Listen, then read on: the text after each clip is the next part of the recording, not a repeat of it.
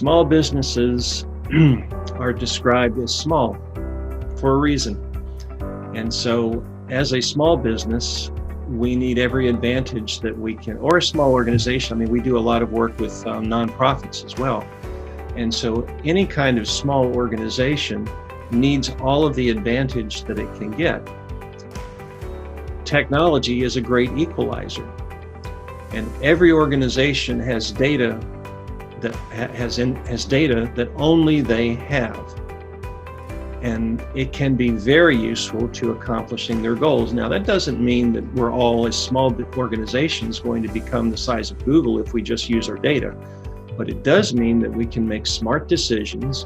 We can leverage the smartness of our team, our employees, our staff, our advisors, our consultants, our outsourced like CPAs and things like that, to ask smart questions.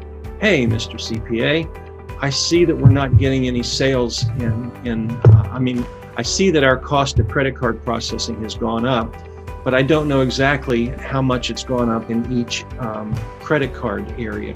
Can you tell me what my costs are for American Express versus MasterCard versus Visa versus Discovery? That might tell me that I no longer want to accept one or the other of the cards. Or I may want to start applying a surcharge to my product sales online when I use the credit card. So, there are a lot of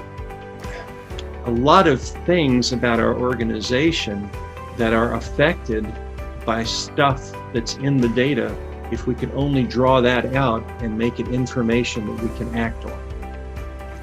It's there, and if we really want to achieve the goals of this organization, we can use that to our advantage, and we can make technology, because when you buy a computer, it just sits there.